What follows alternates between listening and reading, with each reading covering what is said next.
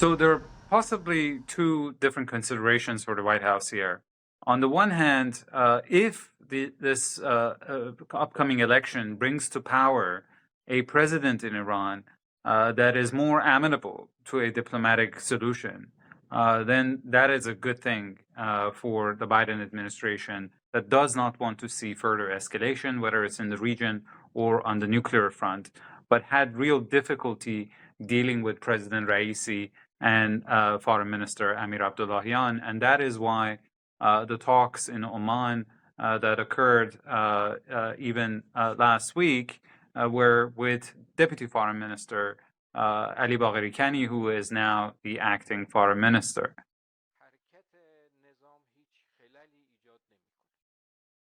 این حادثه سنگینیه برای همه ما در حقیقت مورد تأسف و تأثر. The other consideration for the White House is the fact that Iran is now going to be internally focused for at least several weeks while it goes through the presidential elections, electing a new president, for that president to put his cabinet together.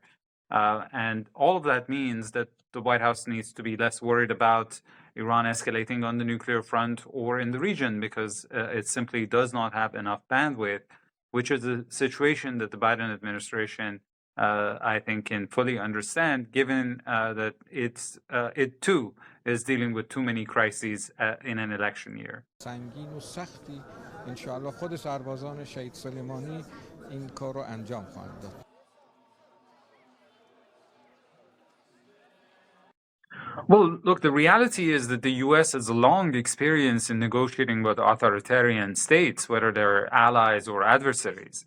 That's not a problem. I think the problem in the case of Iran, particularly, is the degree of toxicity that is attached to these Iranian officials, whether because of their disastrous human rights record, like President Raisi, who was involved in a massacre in the 1980s and oversaw several rounds of repression, either when he was at the judiciary or as president, and some other potential candidates who have served in the Revolutionary Guards, which is designated by the United States as a foreign terrorist organization. So this is more a political problem, I would say, than a procedural problem. Thank you. Thank you, thank you, thank you. Please, have a seat. Of course, President Biden has very little political space to make any concessions to the Iranian regime, which is seen as the not just responsible for killing and repressing his own people, but on the wrong sides of two key conflicts for the United States in Ukraine and in Gaza. And for the Iranians as well, the problem is that they don't necessarily want to make major concessions to a lame duck administration, not knowing whether in a few months they would be dealing with President Biden 2.0 or President Trump 2.0. And so both sides, I think, have an interest in avoiding further escalation in the region related to the war in Gaza and its aftershocks, or on the nuclear front. And so these talks have been aimed at primarily preserving the status quo, and I think they can continue in the next few months.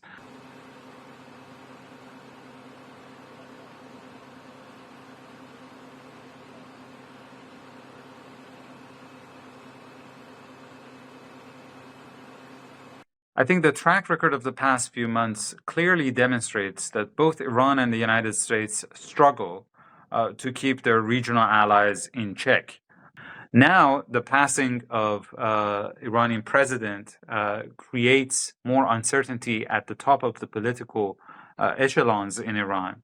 And that compounds the ambiguity that exists, and I think makes the situation a bit riskier, especially if Israel comes to the conclusion that Iran will be internally focused in the next few weeks, conducting an election and putting a new government together. And that provides maybe an opportunity to push back harder against Iran and its allies in the region, like Hezbollah in Lebanon.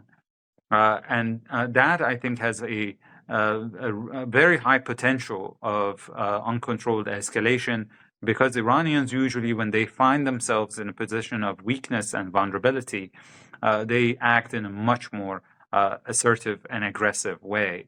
And again, this is something that we'll continue to watch, and I don't necessarily see any broader regional security impacts at this point in time, Tara. So I don't think that we should anticipate seeing a lot of change in that U.S.-Iran relationship, regardless of what comes out of what will need to be a hastily put together presidential election in the next 2 months.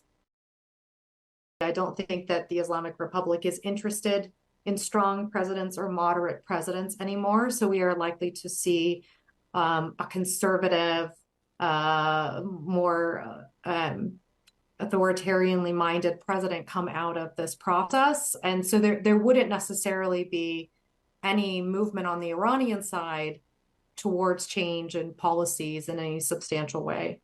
I don't see this as a new irritant, but I do think that they're reflecting on the fact that this is an aged U.S. helicopter that it looks like Raisi was flying into. And so it's further evidence of the consequences of U.S. sanctions upon Iran, that it limited some of their basic functioning as a state.